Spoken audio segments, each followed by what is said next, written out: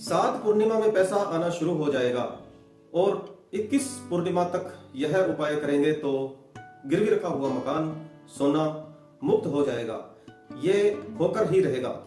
नमो नारायण जी, मैं ज्योतिष आचार्य डॉक्टर नारायण आप सभी मित्रों का स्वागत करता हूं, हार्दिक अभिनंदन करता हूं आपके अपने YouTube channel Narayan astro world में।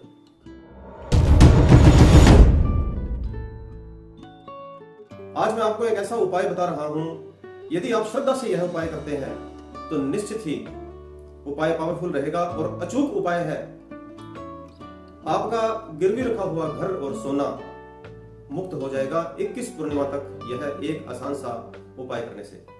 किसी का घर गिरवी क्यों होता है, किसी का सोना गिरवी क्यों रखा जाता है, क्यों घर बिक जाता है या क्यों सोना सेल करना पड़ता है आपको कभी न कभी अपने जीवन में, एक ही कारण है, सिर्फ एक ही कारण है। आज बृहस्पतिवार है, गुरु का वार है, तो मुझे यह वीडियो बनाने का ख्याल आ गया और इसीलिए ही यह बात आपको बता रहा हूं। आपकी जन्म पत्रिका देखें, आपकी जन्म पत्रिका में यदि 6ठे घर में और 8वें घर में बृहस्पति ग्रह बैठा हो या मंगल ग्रह बैठा हो, लगन को भी आपने गिनना है। लगन कौन सा होता है? सबसे ऊपर जो पहला घर होता है जहां लगन लिखा होता है, तो वहां से आपने गिनती शुरू करनी है। 1 2 3 4 5 और 6 और फिर 7 और 8। या तो 6ठे घर में या 8वें घर में बृहस्पति ग्रह बैठा हो तो आपका सोना गिरवी रखना ही पड़ेगा। जीवन में कभी ना कभी एक बार आपको सोना गिरवी रखना ही पड़ेगा या आपको सेल करना पड़ेगा और ऐसे चांस 100% बनेंगे। और यदि मंगल ग्रह बैठा हो 6ठे घर में या 8वें घर में, तो आपका जो घर है या जमीन है वह आपको गिरवी रखनी पड़ेगी या बैंक से जमीन पर लोन लेना पड़ेगा या आपको जमीन सेल करनी पड़ेगी। निश्चित है, ऐसा पक्का होकर ही रहेगा। और आज एक उपाय बता रहा हूं, यह उपाय करेंगे तो निश्चित ही वह कर्ज मुक्त भी होकर रहेगा। पहले अपनी जन्म पत्रिका देख लें, निश्चित कर लें कि 6ठे घर में या 8वें घर में बृहस्पति ग्रह, गुरु ग्रह या मंगल ग्रह तो विराजमान नहीं है। यदि आप जन्म पत्रिका देख रहे हैं और अभी तक आपके साथ ऐसा योग नहीं बना घर या सोना गिरवी होने का, तो भी आप यह उपाय करें जो मैं बता रहा हूं। इस उपाय को करने के बाद ऐसी नौबत ही नहीं आएगी कि आपको मकान या सोना गिरवी रखना पड़े या सेल करना पड़े। बड़ा आसान उपाय है। किसी भी गांव में, किसी भी शहर में जहां आप रहते हैं, भैरव बाबा के मंदिर में जाना है आपको पूर्णिमा के दिन, पूर्णिमा की शाम को। पूर्णिमा की शाम का मतलब है पंचांग में उस समय शाम के समय पूर्णिमा होनी चाहिए। ऐसा नहीं है कि सुबह 10 बजे तक पूर्णिमा थी और आप शाम को जा रहे हैं तो यह उपाय वैलिड नहीं रहेगा। आपने शाम के समय जाना है और शाम को उस समय पूर्णिमा तिथि होनी चाहिए। 5 रुपए या 10 रुपए का सिंदूर और तेल भैरव बाबा के मंदिर में जाके उनके चरणों में अर्पण कर देना है और नमस्कार कर देना है। आपको कुछ बोलने की भी जरूरत नहीं है, कुछ मन्नत मांगने की भी जरूरत नहीं है, केवल इतना ही करना है कि तेल और सिंदूर अर्पण करना और नमस्कार करके आप वापस आ जाना। और आप देखना 7वें पूर्णिमा से आपको पैसे आने शुरू हो जाएंगे। चाहे 100 करोड़ का घर भी है तो भी आपका यह घर कर्ज मुक्त होकर रहेगा और आपका घर गिरवी है तो वापस छूट कर रहेगा। थोड़े से प्रयास तो जरूर करने ही पड़ते हैं। कर्म को साथ में जोड़ा गया है, उपाय के साथ भी, ज्योतिष के साथ भी।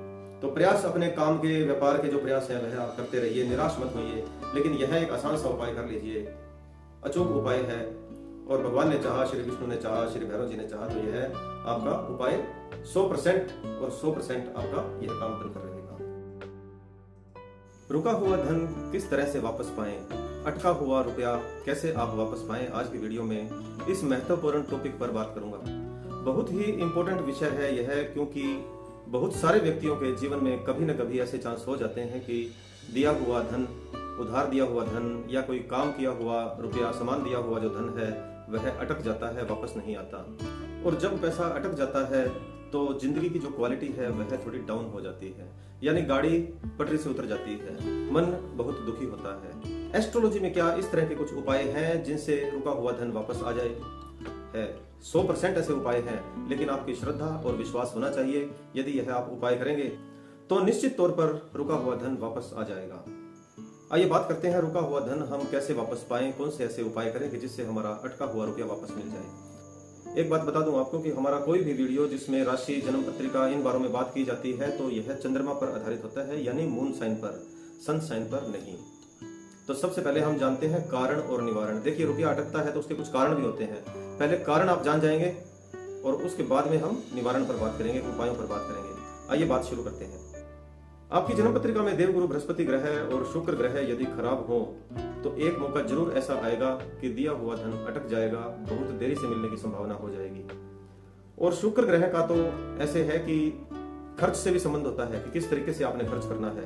तो जरूर आपके पैसे गलत तरीके से खर्च होते हैं कि आपको बाद में वेस्टेज महसूस होती है। गलत समय पर दिया जाता है वह धन जो बाद में अटक जाता है। इसके अलावा जन्म पत्रिका में 12वां घर, पहला घर और दूसरा घर यदि सही नहीं है तो भी धन अटक जाता है। 12वां घर तो होता ही खर्च के लिए है, मेडिकल के खर्चों के लिए है, दवाइयों के खर्चे के लिए है, लेकिन उसमें साथ साथ बिना सोचे समझे खर्च भी होते हैं, जैसे किसी को बिना वजह उधार दे देना या जोश में आकर कुछ ऐसी जिम्मेदारी ले लेना कि कई बार पैसे चुकाने पड़ जाएं। तो ऐसी बहुत सारी परिस्थितियां बन जाती है। कभी ऐसा होता है कि गवर्नमेंट डिपार्टमेंट का कोई काम करें, कोई ठेकेदार है तो पैसे अटक गए, कभी किसी बिल्डर के पास पैसे अटक गए, कभी ऐसा होता है कि किसी को दिया हुआ धन है, कोई लोन दिया है तो फाइनेंस पे किया हुआ है, ऐसे धन अटक जाते हैं। और इनमें से सेकंड हाउस होता है संचित धन का, यानी इकट्ठा किया हुआ धन किस तरीके से खराब होना है, किस तरीके से उसका नुकसान होना है, कैसे पैसा अटक जाना है। जो हम पैसा मेहनत करके कमाते हैं वह अटक जाना दूसरे घर का भी बहुत बड़ा कारण होता है।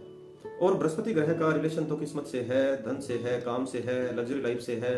तो हमारी कुंडली के अंदर बृहस्पति ग्रह और शुक्र ग्रह यदि सही नहीं है तो निश्चित तौर पर ही पैसा अटकेगा। इसके अलावा वास्तु पर हम बात करते हैं। वास्तु में भी कई ऐसे दोष होते हैं जो धन को अटकाते हैं, रुक जाता है पैसा। जैसे आपकी जो साउथ ईस्ट दिशा है ना, दक्षिण पूर्व दिशा, दक्षिण पूर्व दिशा यदि खराब हो तो जरूर धन अटकता है या उधार दिया हुआ धन वापस नहीं आता। यानी आपकी दक्षिण पूर्व दिशा में किचन होना चाहिए और यदि वहां आपने वॉशरूम बना दिया, टॉयलेट बना दिया, तो आप ऐसा समझ लीजिए कि आपका जो धन है वह गलत जगह पर जाकर प्रयोग होगा और वह अटक जाएगा। दूसरी दिशा है नॉर्थ ईस्ट, यानी ईशान कोण। ईशान कोण में यदि टॉयलेट होता है, वॉशरूम होता है, तो पैसा दवाइयों पर खर्च होता है, घर में बीमारी आती है और वह पैसा दोबारा आना मुश्किल हो जाता है, दोबारा कमाई भी नहीं हो पाती। और इसके लिए पूर्व दिशा भी जिम्मेदार है। यदि पूर्व दिशा में कहीं भी आपने वॉशरूम बना रखा है या फिर आग्नेय कोण में मंदिर बना दिया या जल का स्थान बना दिया और ईशान कोण में आपने वॉशरूम बना दिया तो आपका पैसा जरूर अटक जाता है। इसमें एक प्रश्न यह है कि किसी व्यक्ति के पास यदि पैसे नहीं है तो आपके वास्तु और एस्ट्रोलॉजी के उपाय करने से वह व्यक्ति कैसे आपका धन चुका देगा। देखिए, बहुत सारी कंडीशंस होती हैं। जैसे गवर्नमेंट में रुका हुआ धन है, किसी ठेकेदार का है, कॉन्ट्रैक्टर है जो काम किया है और पैसा अटक गया, वह पैसा आने की संभावनाएं बहुत ज्यादा हो जाएंगी और जल्दी हो जाएंगी। किसी व्यक्ति के पास धन है लेकिन वह देने में आनाकानी कर रहा है तो वह धन आने में आपकी जो संभावनाएं हैं वह हो जाएंगी और निश्चित तौर पर वह आपको धन दे देगा। हो सकता है थोड़ा समय में आगे पीछे हो जाए या थोड़ा किस्तें बनाकर दे दे, लेकिन वह धन जरूर दे देगा आपको। यदि किसी व्यक्ति के पास पैसे नहीं है जिसको आपने धन दे दिया तो भी उपाय करने से आपकी कमाई में बरकत हो जाएगी और किसी अन्य तरीके से उससे कहीं ज्यादा रकम आपके पास आ जाएगी। और अगर आपने यह उपाय किए तो निश्चित तौर पर आपका रुका हुआ धन वापस आ जाएगा और यदि अभी तक रुका नहीं है तो वह कभी नहीं अटकेगा, कभी नहीं रुकेगा। इसलिए पहले ही ध्यान करना है। यहाँ मैं आपको उनका अब निवारण बताऊंगा कि कैसे आपने उपाय करने हैं। पहला उपाय तो यह है कि तांबे का एक लोटा ले लें और उसमें 11 दाने लाल मिर्च के बीज के डाल दें और भगवान सूर्य को हर रोज अर्पण करें वह जल और प्रार्थना करें कि आपका धन वापस मिल जाए। और यह आपने 86 दिन के लिए करना है, 86 डेज के लिए। तो धीरे धीरे आपका पैसा आना जल्दी ही शुरू हो जाएगा। यदि आपके उस व्यक्ति से संबंध बिगड़े हुए थे तो वह संबंध सुधर जाएंगे और वह कुछ आपको किस्त बना देगा या कुछ पैसा देने की आपको आश्वासन देने लगेगा और थोड़े थोड़े पैसे करके चुकाने भी लगेगा। दूसरा उपाय यह है कि आप हर पूर्णिमा के दिन शाम के समय अपने इष्ट देवता के मंदिर में जाएं और वहां पर एक देसी घी का दीपक जला दें। देसी घी यदि ना हो तो तिल के तेल का दीपक जलाएं। तिल के तेल का दीपक जलाएं और वहां अपने कुल देवी को भी याद करना है और उस घी के दीपक में या तेल के दीपक में आपने 2 लौंग आप उसमें डाल देना और भगवान से प्रार्थना करना। आप देखना कैसे यह उपाय सरलता से काम करता है और जल्दी ही आपको धन आना शुरू हो जाता है। जरूर लाभ मिलेगा आपको इस उपाय से, लेकिन श्रद्धा और विश्वास आपकी मजबूत होनी चाहिए। इसके अलावा एक सरल उपाय और है, आप भगवान भैरव के मंदिर में जाइए और तिल के तेल का एक दीपक जला दीजिए और प्रार्थना कीजिए। और हर शुक्रवार के दिन बैल को यानी नंदी को, कई राज्यों में सांड भी बोलते हैं, बैल बोलते हैं, नंदी बोलते हैं, उसे हर शुक्रवार को एक गुड़ की डली खिला दीजिए और भगवान से प्रार्थना कीजिए। शुक्र के लिए यह उपाय है, आपको जरूर लाभ मिलेगा। अब आपको वास्तु के लिए मैं उपाय बताता हूँ।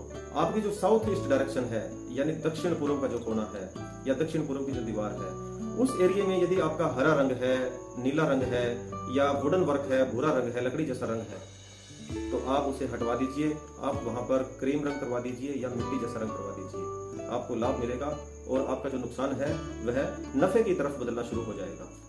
दूसरी बात, जो आपकी पूर्व दिशा है, पूर्व दिशा में आपने कॉपर के यानी तांबे के भगवान सूर्य देव लगाने हैं। और वैसे तो लोग पीतल का लगाते हैं, लेकिन यहाँ आपको वास्तु का जो उपाय है धन के लिए, वहां आपने कॉपर का भगवान सूर्य देव लगाना है। और उनका जो साइज है भगवान सूर्य देव का, वह 6 इंच से छोटा नहीं होना चाहिए।